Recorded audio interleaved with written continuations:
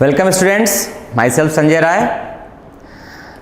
आज हम लोग एक नया टॉपिक पढ़ेंगे और वो टॉपिक है RNA, various type of RNA and their role in protein synthesis. RNA and their role in protein synthesis. तो आज टॉपिक है आरएनए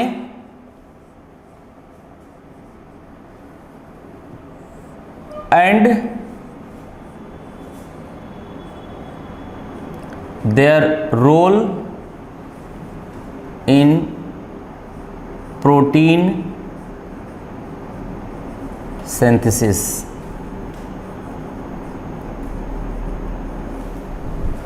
तो आज टॉपिक है ये RNA and their role in protein synthesis. Protein synthesis एक अलग टॉपिक है, लेकिन उस टॉपिक में सबसे पहले हम देखते हैं कि आरएनए क्या क्या रोल प्ले करता है। आपको पता है कि कोई भी इंफॉर्मेशन बायोलॉजिकल सिस्टम में सारी इंफॉर्मेशन किसके पास होती है? डीएनए के पास होती है। बायोलॉजिकल सिस्टम में सारी इंफॉर्मेशन किसके पास है? डीएनए में है। और ये इंफॉर्मेशन एक्सप्रेस होता है in the form of protein. ये इंफॉर्मेशन एक्सप्रेस होगा in the form of protein,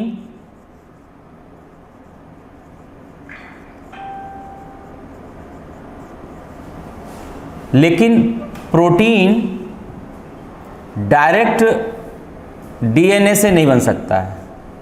protein direct DNA से नहीं बन सकता।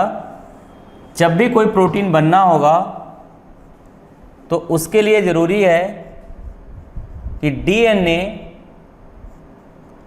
अपने कोडेड इन्फॉर्मेशन को पहले ट्रांसक्राइब करे मैसेंजर आरएनए में। मैसेंजर आरएनए में उस कोडेड इन्फॉर्मेशन को ट्रांसक्राइब करे एंड देन वो इन्फॉर्मेशन प्रोटीन के फॉर्म में एक्सप्रेस होगा। कहने का मतलब है कि protein translation never occur directly from the DNA. So translation does not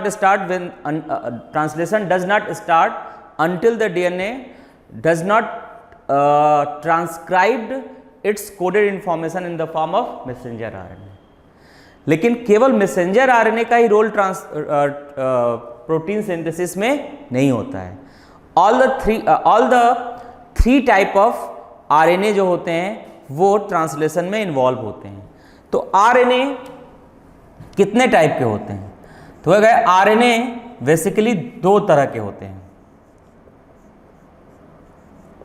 RNA जो होते हैं वो बेसिकली टू टाइप के होते हैं। मोस्टली जो आरएनए होते हैं वो नॉन जेनेटिक होते हैं।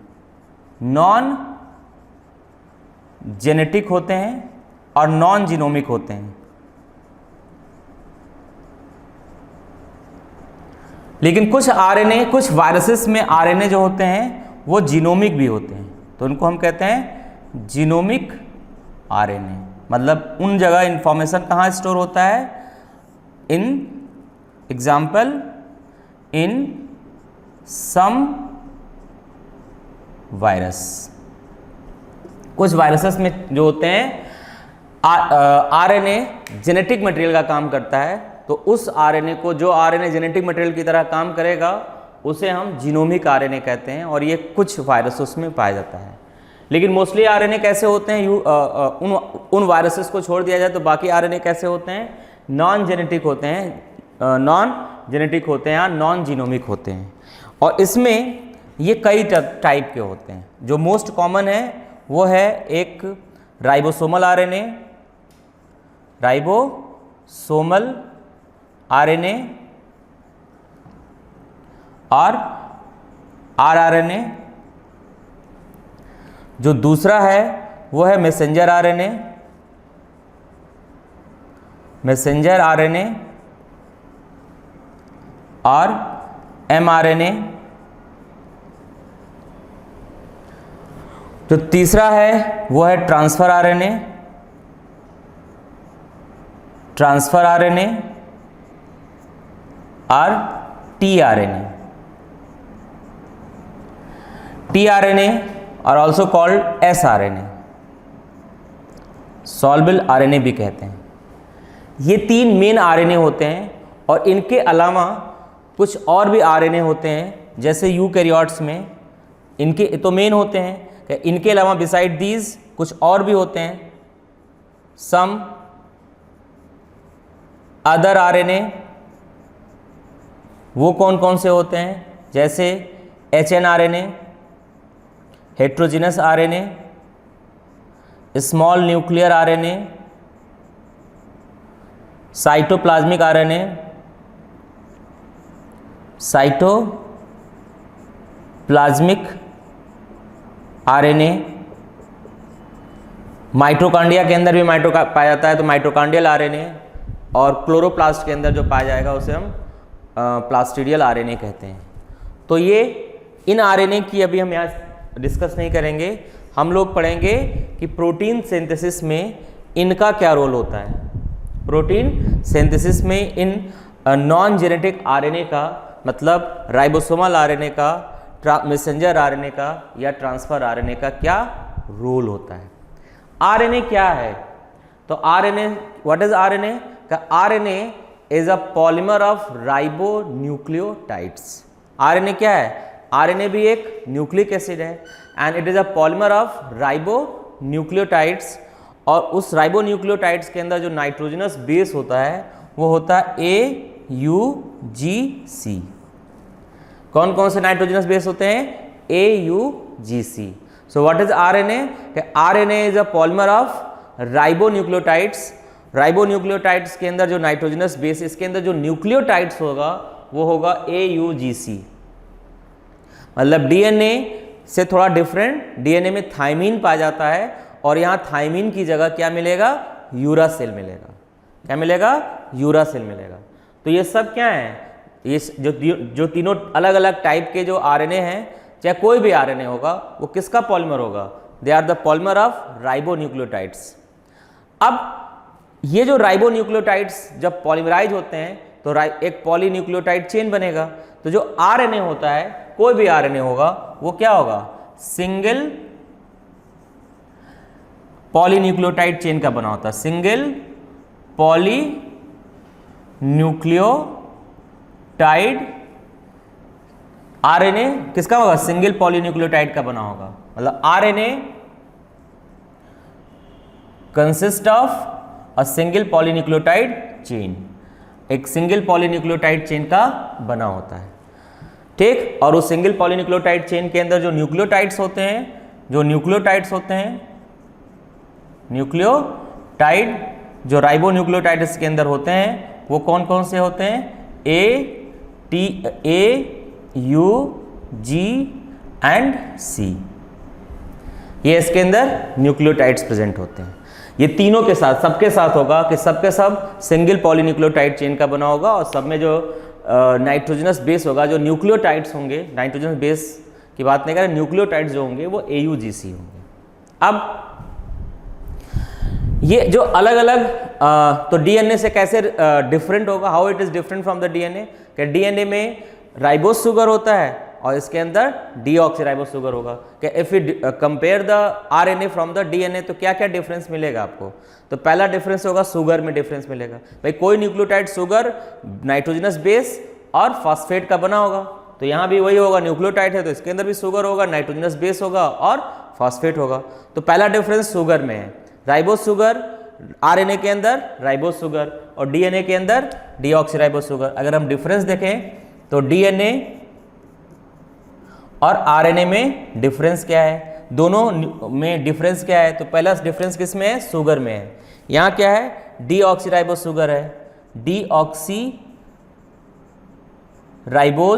शुगर है। और यहाँ क्या है? राइबोस शुगर है, राइबोस शुगर है। दूसरा डिफरेंस है, तो पहला डिफरेंस हो गया। दूसरा डिफरेंस है न्यूक्लियोटाइड्स में, बेस में। बेस कौन कौन से हैं? यहाँ जो बेस हैं वो है ATGC और यहाँ जो बेस हैं वो है AUGC। तो यहाँ जो नाइट्रोजनस बेस है वो ATGC है डीएनए में और यहाँ जो बेस है वो है AUGC है। और जो तीसरा डिफरेंस है ये क्या है? ये डबल स्ट्रैंडेड होता है, और ये सिंगल स्ट्रैंडेड होता है, सिंगल स्ट्रैंडेड होता है। ठीक, ये 3 तो बेसिक डिफरेंस आपको मिलेगा। डिफरेंस तो बहुत है, ये 3 बेसिक डिफरेंस तो आपको समझ में आ ही गया होगा कि इसके अंदर डीऑक्सीराइबोस शुगर है, इसके आरएनए के अंदर राइबोस शुगर है। यहाँ क्या है, बेस जो है ATGC है और यहाँ जो बेस है AUGC है। मतलब जो थाइमिन है इसकी जगह यहाँ क्या प्रेजेंट है, यूरासिल प्रेजेंट है। बाकी 3 कॉमन है। और जो हम डबल स्ट्रैंड मतलब यहाँ डबल स्ट्रैंड मतलब 2 पॉलीन्यूक्लियोटाइड चेन है, 2 पॉलीन्यूक्लियोटाइड चेन है, न्यूक्लियोटाइड चेन है, और यहाँ क्या है, 1 पॉलीन्यूक्लियोटाइड चेन है, 1 दैट इज 1 पॉलीन्यूक्लियोटाइड चेन है, न्यूक्लियोटाइड चेन प्रेजेंट है। तो ये बेसिक डिफरेंस है। तो डिफरेंस बहुत है कि ये जीनोमिक है, वो नॉन जीनोमिक है, कुछ को छोड़ करके ये क्या है, जीनोमिक है और वो नॉन जीनोमिक है। इसके अंदर रेप्लिकेशन होगा, उसमें रेप्लिकेशन नहीं होगा। हालांकि कुछ आरएनए ऐसे भी होते हैं जिसमें रेप्लिकेशन होता है। तो ये तो डिफरेंस हुआ। अब जो आरएनए है, अलग अलग आरएनए की बात करें तो सबसे पहले हम नॉन जीनोमिक आरएनए में सबसे पहले हम मैसेंजर आरएनए की बात करते हैं। मैसेंजर आरएनए की बात करते हैं कि मैसेंजर आरएनए क्या होता है।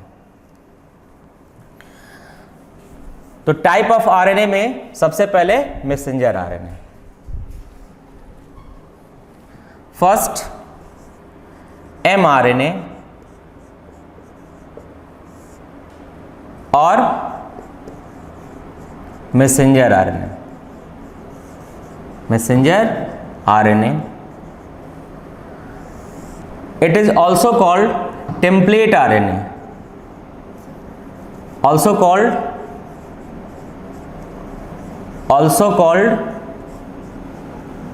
template RNA और informational RNA, informational RNA, ये इसके अनदर नेम है, टेम्पलेट आरएनए और इंफॉर्मेशनल आरएनए। तो ये जो मैसेंजर आरएनए क्या करता है, पहले तो इसका स्ट्रक्चर समझें कि जो मैसेंजर आरएनए होगा वो कैसा होगा। ये सिंगल स्ट्रैंडेड होगा। पहली प्रॉपर्टी कि ये first property, it is single stranded और consist of only 1 polynucleotide chain, polynucleotide chain, एक पॉलीन्यूक्लियोटाइड चेन का बना होगा। दूसरी प्रॉपर्टी होगा कि वो पॉलीन्यूक्लियोटाइड चेन होगा वो लीनियर होगा। कैसा होगा, लीनियर होगा। एंड इसकी जो नंबर अगर हम देखें तो थर्ड, इसका अगर हम नंबर देखें तो it is about 5% of total RNA. Total RNA का ये केवल 5% होता है। और इसकी लेंथ देखें अगर, लेंथ तो हाईली वेरिएबल होगा। इसकी जो लेंथ है वो वेरिएबल है, मतलब इसकी साइज या हम लेंथ की कहें तो इसकी साइज और जो लेंथ है वो वेरिएबल है। क्यों वेरिएबल है, इसका कारण समझिए कि ये जो मैसेंजर आरएनए है, इसका नाम मैसेंजर आरएनए क्यों पड़ा, क्योंकि DNA exclusively present in a nucleus. DNA कहाँ प्रेजेंट है, exclusively present in a nucleus, and protein synthesis takes place in the cytoplasm। ये जो प्रोटीन बनेगा, where it takes place, के प्रोटीन का जो फॉर्मेशन होगा, it forms, या ये जो ट्रांसलेशन होगा, it occur in the cytoplasm। Cytoplasm कहाँ होगा ट्रांसलेशन, क्या translation occur in cytoplasm, translation cytoplasm में होगा और डीएनए कहाँ प्रेजेंट है, डीएनए एक्सक्लूसिवली प्रेजेंट है, DNA exclusively present in the nucleus. अब डीएनए न्यूक्लियस से साइटोप्लाज्म में नहीं जाएगा, पहली problem, DNA never goes from the nucleus to the cytoplasm to start the translation, वो वहाँ नहीं जाएगा। दूसरा क्या है कि डीएनए के पास जो इंफॉर्मेशन है दैट इज अ कोडेड, तो अगर मान लो सपोज अगर वहाँ वो चला भी जाएगा तो भी कोई फ़ायदा नहीं होगा। क्यों नहीं फ़ायदा होगा, क्योंकि डीएनए में जो इन्फॉर्मेशन है वो कोडेड है और प्रोटीन बनाने वाली जो मशीन है या प्रोटीन बनाने वाली जो फैक्ट्री है वो उस इन्फॉर्मेशन को समझ नहीं पाएगी। इसलिए क्या किया जाता है कि जब प्रोटीन सिंथेसिस होता है तो उस समय डीएनए अपने कोडेड इन्फॉर्मेशन को ट्रांसक्राइब कर देता है एक आरएनए में, और जिस आरएनए में ट्रांसक्राइब करता है, जिस आरएनए को वो अपनी इंफॉर्मेशन देता है उसको मैसेंजर आरएनए कहते हैं। तो मैसेंजर आरएनए में उतनी ही इंफॉर्मेशन होगी जो एक प्रोटीन बनाने के लिए जरूरी होगी। अब एक प्रोटीन बनाने के लिए एक जीन रिस्पॉन्सिबल होगा, 2 हो सकता है, 3 हो सकता है, 4 होगा, 5 होगा। तो कोई प्रोटीन एक पॉलीपेप्टाइड चेन का बना होगा, कोई 2 पॉलीपेप्टाइड चेन का होगा, कोई 3 पॉलीपेप्टाइड का होगा, कोई 4 पॉलीपेप्टाइड का होगा, कोई 5 पॉलीपेप्टाइड चेन का होगा। हर जीन जो होगा कि जो लेंथ होगी, हर जीन अलग अलग बेस सीक्वेंस की, कोई अलग अलग बेस सीक्वेंस के बने होंगे, मतलब हर जीन के अंदर जो डीऑक्सीराइबोन्यूक्लियोटाइड्स का नंबर होगा वो वेरिएबल होगा। उसी अकॉर्डिंग मैसेंजर आरएनए का भी लेंथ क्या होगा, चेंज हो जाएगा। जितने बड़े जीन की साइज होगी उसी साइज के हिसाब से मैसेंजर आरएनए की भी साइज होगी। तो जो मैसेंजर आरएनए है उसकी लेंथ वेरिएबल है, क्योंकि ये डिपेंड करता है कि किस पर्टिकुलर प्रोटीन को बनाने के लिए कितने जीन इन्वॉल्व होंगे, उसी हिसाब से इसकी लेंथ भी चेंज होती रहेगी। तो इसकी लेंथ या जो साइज है वो हाईली वेरिएबल है। और पांचवा अगर इसकी प्रॉपर्टी देखेंगे, इसकी लेंथ वेरिएबल है। इसका कारण समझे आप लोग, क्योंकि इसके पास इंफॉर्मेशन है, ये डीएनए के कोडेड इंफॉर्मेशन को प्रोटीन साइटोप्लाज्म में लेकर जा रहा है। अब उस इंफॉर्मेशन, उसके पास जो इंफॉर्मेशन है उस प्रोटीन को बनाने के लिए, तो किसी प्रोटीन को बनाने के लिए कितने जीन रिस्पॉन्सिबल होंगे, इसके ऊपर डिपेंड करेगा कि इसकी लेंथ क्या होगी। कम जीन रिस्पॉन्सिबल होंगे तो लेंथ छोटी हो जाएगी, ज़्यादा जीन रिस्पॉन्सिबल होंगे तो उसकी लेंथ बड़ी हो जाएगी। ये बात समझे ना, इसीलिए उसकी लेंथ क्या होगी, वेरिएबल होगी। और उसकी जो स्टेबिलिटी है, इसकी जो स्टेबिलिटी है ये भी क्या है, प्रोकैरियोट में तो बहुत ही कम स्टेबल होता है। अप्रोक्सीमेटली इसकी लाइफ केवल 2 मिनट ही होती है। तो it is very unstable in prokaryotes, it is very unstable in prokaryotes. Prokaryotes में इसकी लाइफ कुछ बहुत ही अनस्टेबल होती है, लगभग 2 मिनट ही इसकी लाइफ होती है। So it is very unstable in prokaryote, it is very unstable in prokaryotes. Prokaryotes में तो ये बहुत ही अनस्टेबल होगा, but in eukaryote it is more stable, but in eukaryotes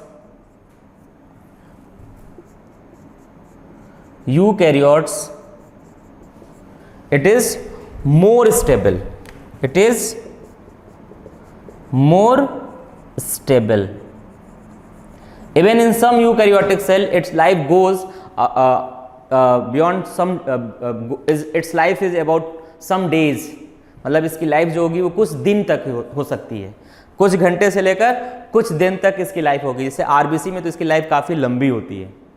तो ये बात समझ में आया होगा कि इसकी जो स्टेबिलिटी होती है वो प्रोकैरियोट में बहुत ही अनस्टेबल होता है, बट यूकैरियोट में स्टेबल होता है। From few hours to some days तक हो सकता है, few hour to some days तक इसकी लाइफ यूकैरियोट में हो सकती है। तो ये टोटल आरएनए जो उस सेल में पाया जाएगा उसमें उसका जो परसेंटेज है वो केवल 5% है। और ये कहाँ बनेगा, मतलब इसकी अगर सिंथेसिस कहें तो its synthesis occur in the DNA कहाँ प्रेजेंट है, DNA present in the nucleus. So messenger RNA exclusively synthesize in a nucleus. और उसके लिए जो भी एंजाइम या जो भी राइबोन्यूक्लियोटाइड्स, मतलब जो भी एंजाइम्स या जो cofactors, enzymes and raw material, वो सारे उस न्यूक्लियोप्लाज्म में अवेलेबल होंगे। तो आरएनए कहाँ बनेगा, मैसेंजर आरएनए कहाँ बनेगा, कि मैसेंजर आरएनए क्या है, ट्रांसक्रिप्शन। तो ट्रांसक्रिप्शन कहाँ होता है, आपको ट्रांसक्रिप्शन बताया था कि transcription takes place in the nucleoplasm, मतलब न्यूक्लियस के अंदर ही होगा। And in the nucleoplasm all the enzyme, cofactor and raw materials are available. तो ये इसकी प्रॉपर्टी आपने देखा।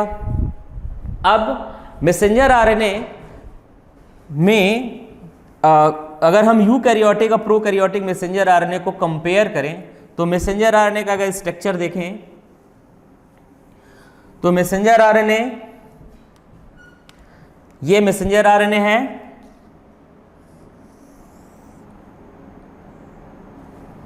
समझ को ये मैसेंजर आरएनए है,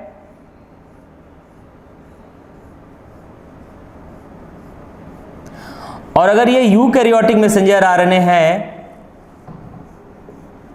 अगर ये यूकैरियोटिक मैसेंजर आरएनए है तो इसके 5 प्राइम पे, अगर ये यूकैरियोटिक मैसेंजर आरएनए है तो इसके 5 प्राइम पे कुछ एक्स्ट्रा बेस सीक्वेंस अटैच्ड होते हैं। अगर ये यूकैरियोटिक मैसेंजर आरएनए है तो it's 5 prime has some extra base sequence, इसके 5 प्राइम पे कुछ एक्स्ट्रा बेस सीक्वेंस प्रेजेंट होंगे and that is called cap. इसको कैपिंग किया जाता है। 5 प्राइम को क्या किया जाता है, ब्लॉक किया जाता है।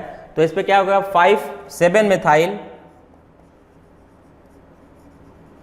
मिथाइल ग्वानोसीन, जिसको हम कैप रीजन भी कहते हैं या कैपिंग किया जाता है, कैप रीजन कहते हैं। ये 5 प्राइम पे प्रेजेंट होगा। किधर होगा, 5 prime is blocked by the cap region. 5 methyl guanosine कुछ एक्स्ट्रा राइबोन्यूक्लियोटाइड्स लाकर जोड़ा गया है, और ये मैसेंजर आरएनए ट्रांसक्रिप्शन के समय नहीं था, ये एक्स्ट्रा इसको जोड़ा गया और इसके 5 प्राइम को ब्लॉक किया गया। उसी तरह से जो इसका जो 3 प्राइम होता है, ये जो 3 प्राइम होगा, ये 3 प्राइम पे 3 प्राइम, और ये क्या हो गया 5 प्राइम। तो 3 प्राइम पे क्या होगा, क्या पॉली ए टेल होता है, पॉली ए टेल होता है, जिसको मतलब टेलिंग कहते हैं। तो 5 प्राइम को कैपिंग किया गया और 3 प्राइम को टेलिंग किया गया। इससे आरएनए के दोनों एंड को ब्लॉक किया जाता है और ब्लॉक करके उसकी स्टेबिलिटी बढ़ जाती है, उसकी स्टेबिलिटी बढ़ जाती है। वो जो हाइड्रोलिटिक, अगर इसको ब्लॉक ना किया जाए और विदाउट कैपिंग या विदाउट टेलिंग अगर इसको साइटोप्लाज्म में भेज दिया जाए तो जो एंजाइम्स होंगे, न्यूक्लियस एंजाइम जो हाइड्रोलिटिक नेचर के होते हैं, उसको ब्रेक कर देंगे। तो ये इससे क्या होती है, इसकी स्टेबिलिटी बढ़ जाती है। बट ये जो रीजन होते हैं, ये जो रीजन है पॉली ए टेल या 5 प्राइम पे जो होते हैं, they are extra ribonucleotide sequence होते हैं, they are cap region. 5 prime पे जो ये जो रीजन है, they are extra ribonucleotide chain होते हैं। इसलिए इसको कहते हैं यूटीआर। क्या कहते हैं, यूटीआर, अनट्रांसलेटेड रीजन कहते हैं। यूटीआर होते हैं ये जो 5 प्राइम पे होते हैं। 5 प्राइम पे जो कैप रीजन है, कैप रीजन है, और जो 3 प्राइम पे पॉली ए टेल है, पॉली ए टेल है, ये जो एक्स्ट्रा सीक्वेंस होते हैं, ये क्या होते हैं, they are the extra ribonucleotide sequence होते हैं, न्यूक्लियोटाइड सीक्वेंस होते हैं। And they have no information for the protein synthesis. इसमें कोई प्रोटीन सिंथेसिस के इंफॉर्मेशन नहीं होते हैं। ये जो एक्स्ट्रा सीक्वेंस जोड़ा गया है, इसमें कोई प्रोटीन सिंथेसिस का इंफॉर्मेशन नहीं होता है। This is not called coding region, इसलिए इसको यूटीआर कहते हैं। UTRS मतलब अनट्रांसलेशनल रीजन। अनट्रांसलेशनल रीजन होता है, ये ट्रांसलेट नहीं होता है, ये ट्रांसक्रिप्शन के बाद उसकी स्टेबिलिटी को बढ़ाने के लिए ये पॉइंट जोड़े गए हैं उसके अंदर, इसलिए इसको यूटीआर कहते हैं, अनट्रांसलेशनल रीजन कहते हैं। अब कैप रीजन के अलावा इसके पास एक क्या होगा, इनिशिएशन साइट होगा,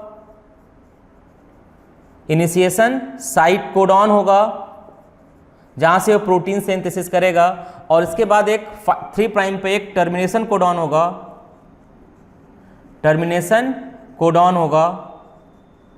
तो इसको हम कहते हैं टर्मिनेशन कोडॉन, मतलब ये टर्मिनेशन रीजन हो गया, टर्मिनेशन रीजन हो गया, और ये क्या हो गया, इनिशिएशन कोडॉन, ये इनिशिएशन रीजन हो गया, इनिशिएशन रीजन हो गया, रीजन हो गया। और ये वाला जो पार्ट होगा इसको हम कहते हैं कोडिंग रीजन, कोडिंग रीजन हो गया। मतलब ये वाला, इस पार्ट में वो सारी इंफॉर्मेशन है जहाँ प्रोटीन सिंथेसिस की सारी इंफॉर्मेशन इसी इनिशिएशन और टर्मिनेशन रीजन के बीच में होगा, इसलिए इसको हम क्या कहेंगे, कोडिंग रीजन कहते हैं। अब क्या होता है, इस 5 प्राइम की तरफ ये जो कैप रीजन होता है, इसमें क्या होता है, राइबोसोम, यूकैरियोट में राइबोसोम बाइंडिंग साइट्स प्रेजेंट होती है, राइबोसोम बाइंडिंग साइट्स होती है। तो पूछा जाएगा what is the role of messenger RNA into the protein synthesis. Messenger RNA का प्रोटीन सिंथेसिस में क्या रोल होता है? क्या पहला रोल कि messenger RNA brings the coded information of DNA into the cytoplasm. क्या कर रहा है? It brings the coded information of DNA into the cytoplasm. DNA के कोडेड इंफॉर्मेशन को साइटोप्लाज्म में लेकर आ रहा है, and after that it provide the binding sites to the ribosomes and it occur at 5 prime. ये दूसरा क्या कर रहा है कि राइबोसोम्स को एक बाइंडिंग साइट प्रोवाइड करता है, और वो बाइंडिंग साइट उसके 5 प्राइम पे होता है, 5 प्राइम रीजन में होता है। तो 5 prime region has a binding site for the ribosomes, smaller subunits आकर यहां से अटैच्ड होता है। जब तक राइबोसोम्स यहां अटैच नहीं होगा, ट्रांसलेशन नहीं स्टार्ट होगा। तो ट्रांसलेशन के लिए राइबोसोम को मैसेंजर आरएनए पे बाइंड होना होगा, और ये कैप रीजन की तरफ होगा। कहां होगा? कैप रीजन पे की तरफ होगा। तो कैप रीजन में क्या होता है? राइबोसोमल बाइंडिंग साइट्स होती है। अब प्रोकैरियोटिक और यूकैरियोटिक मैसेंजर आरएनए में थोड़ा डिफरेंस होता है। प्रोकैरियोटिक मैसेंजर आरएनए जो होता है पॉलीसिस्टोनिक होता है, ऑलरेडी डिस्कस्ड यू, पहले बता चुका हूं आपको। और यूकैरियोटिक मैसेंजर आरएनए मोनोसिस्टोनिक होता है। इसीलिए प्रोकैरियोटिक मैसेंजर आरएनए में कोई स्प्लाइसिंग नहीं होती है, और यूकैरियोटिक मैसेंजर आरएनए में स्प्लाइसिंग होती है, क्योंकि उसके अंदर इंटरवेनिंग सीक्वेंस आ जाता है, और उस सारे इंटरवेनिंग सीक्वेंस जिसको इंट्रॉन कहते हैं उन सबको हटा करके और फिर सबको लिंक किया जाता है। तो ये प्रोसेस स्प्लाइसिंग में मैं आपको समझा चुका हूं। ये यहाँ रोल बताना था, what is the role of messenger RNA in protein synthesis. तो रोल क्या हो गया? It bring the coded information of DNA into the cytoplasm. Cytoplasm में इस कोडेड इन्फॉर्मेशन को लेकर आ रहा है। उसके पास सारी इन्फॉर्मेशन है, कहाँ प्रोटीन सिंथेसिस स्टार्ट होगा, कहाँ तक इलांगेशन होगा, और कहाँ से टर्मिनेट हो जाएगा, ये सारी इन्फॉर्मेशन होती है उसके पास। राइबोसोम्स की बाइंडिंग साइट भी होती है, वो उसके 5 प्राइम पे होती है, 5 प्राइम पे होती है। अगर यूकैरियोटिक राइबोसोम्स है या यूकैरियोटिक मैसेंजर आरएनए है, तो उसके 5 प्राइम पे राइबोसोम्स बाइंडिंग साइट होती है। और प्रोकैरियोट में तो आपको पता है कैप रीजन नहीं होता है, तो लेकिन प्रोकैरियोट में भी राइबोसोम्स आकर अटैच्ड होगा, इसलिए 5 प्राइम पे एक स्पेशल राइबोन्यूक्लियोटाइड का सीक्वेंस होता है। इसको साइन डिग्लेरिनो सीक्वेंस कहते हैं, साइन डिग्लेरिनो सीक्वेंस कहते हैं, साइन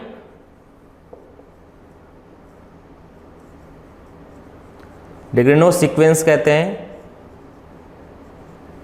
यह सीक्वेंस जो होता है प्रोकैरियोट्स में पाया जाता है, साइन डेल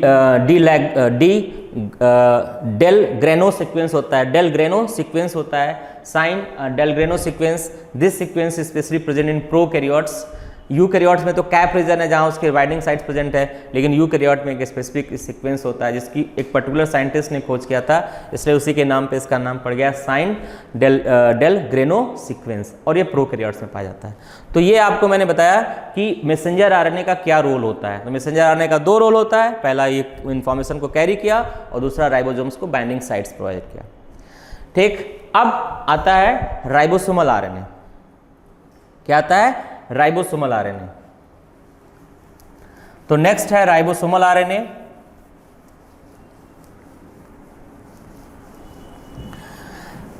राइबोसोमल आरएनए जो होता है,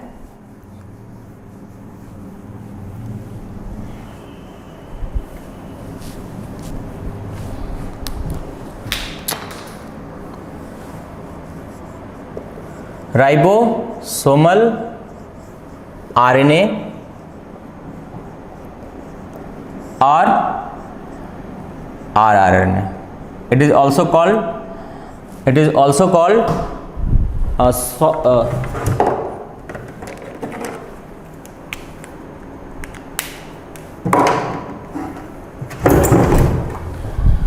राइबोसोमल आरएनए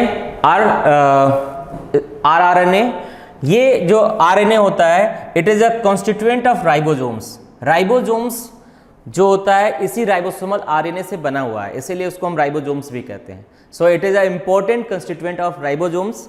मतलब क्या है ये? It is a constituent of ribosomes. तो ये राइबोसोम्स का कंस्टिट्यूएंट्स है, राइबोसोम्स इसी से बना हुआ है। राइबोसोम्स को क्या कहते हैं? राइबोन्यूक्लियोप्रोटीन पार्टिकल्स, मतलब वो राइबोसोमल आरएनए और प्रोटीन का बना होता है। तो राइबोसोम्स किसका बना होता है? Ribosomes consist of ribosomal RNA and protein. तो ये जो राइबोसोमल आरएनए होता है वो राइबोसोम्स का एक इंपॉर्टेंट कंस्टिट्यूएंट है, और ये राइबोसोम्स बना रहा है, इसलिए राइबोसोम्स को इसी के नाम पे, इसी राइबोसोमल आरएनए के नाम पे राइबोसोम्स उसे कहते हैं। अब आपको पता है कि राइबोसोम्स दो तरह के होते हैं। प्रोकैरियोट में राइबोसोम्स अलग होता है और यूकैरियोट में राइबोसोम्स अलग होता है। तो प्रोकैरियोट में अलग राइबोसोमल आरएनए होगा और यूकैरियोट में अलग राइबोसोमल आरएनए होगा। तो अगर हम राइबोसोम्स की बात करें तो राइबोसोम्स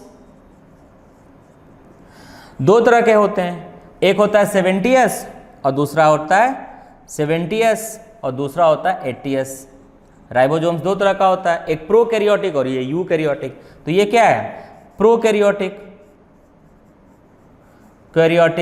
और दूसरा क्या होता है? यूकैरियोटिक। जो प्रोकैरियोटिक राइबोसोम्स होता है वो 70S होता है और जो यूकैरियोटिक होता है वो 80S होता है। तो राइबोसोम्स कितने तरह के होते हैं? राइबोसोम्स दो तरह के होते हैं, प्रोकैरियोटिक एंड यूकैरियोटिक। और जो 70S राइबोसोम्स होता है ये भी दो तरह का होता है, एक होता है 30S और दूसरा होता है 50S। इसके अंदर भी दो तरह का होता है, एक होता है 40S और दूसरा होता है 60S। तो यूकैरियोटिक राइबोसोम्स के भी दो सब यूनिट्स होते हैं, 60S एंड 40S, और प्रोकैरियोटिक राइबोसोम्स के भी दो यूनिट्स होते हैं। अब ये जो प्रोकैरियोटिक राइबोसोम्स होता है वो कितने तरह के बना होता है? Three type of ribosomal RNA plus 54 protein का बना होता है। ये जो प्रोकैरियोटिक राइबोसोम्स है वो किसका बना होता है? Three type of ribosomal RNA and 54 protein का बना होता है। और जो ये यूकैरियोटिक राइबोसोम्स होता है ये किसका बना होता है? ये four type of ribosomal RNA and protein का थोड़ा वेरिएशन है, तो 74 to 77 प्रोटीन हो सकते हैं इसमें। तो eukaryotic ribosomes 4 type of ribosomal RNA का बना होता है और prokaryotic ribosomes 3 type ribosomal RNA बना होता है। तो सबसे पहले हम प्रोकैरियोटिक राइबोसोम्स की बात करें तो प्रोकैरियोटिक राइबोसोम्स, अगर हम प्रोकैरियोटिक राइबोसोम्स की बात करें, 70S की बात करें, तो 70S राइबोसोम्स जो होता है वो किसका बना होगा? वो उसके दो पार्ट्स होंगे, 30S एंड 50S। 30S जो होता है उसमें 16S राइबोसोमल आरएनए होता है, 16S ribosomal RNA plus 21 protein होता है, 21 प्रोटीन होता है। और जो 50S राइबोसोमल आरएनए होता है इसमें जो होता है जो राइबोसोमल आरएनए होता है वो होता है 23rd ribosomal RNA and 5S ribosomal RNA, 5S ribosomal RNA. और जो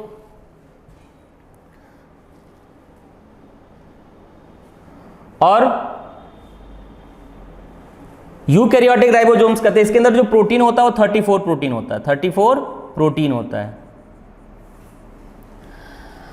तो अगर हम इसका स्ट्रक्चर देखें तो स्ट्रक्चर में ये स्मॉलर सब यूनिट्स होगा, ये दोनों यूनिट्स अलग अलग रहते हैं। जब तक प्रोटीन सिंथेसिस नहीं होगा तो दोनों यूनिट्स क्या होते हैं? अलग अलग होते हैं। और जब प्रोटीन सिंथेसिस का समय आता है तो दोनों यूनिट्स आपस में जुड़ जाते हैं in presence of magnesium ion. Magnesium ions के प्रेजेंट में दोनों यूनिट्स जुड़ जाएंगे और ये 30S और ये 30S है और ये 50s है। जब दोनों जुड़ गए तो कंप्लीट 70s राइबोसोम्स हुआ। यहाँ जो होता है 21 प्रोटीन है और 16s राइबोसोमल आरएनए प्रेजेंट है, और यहाँ 34 प्रोटीन है और 23s ribosomal RNA and 5s ribosomal RNA. 5s ribosomal RNA होता है। अब यूकैरियोटिक राइबोसोम्स की अगर बात करें तो यूकैरियोटिक राइबोसोम्स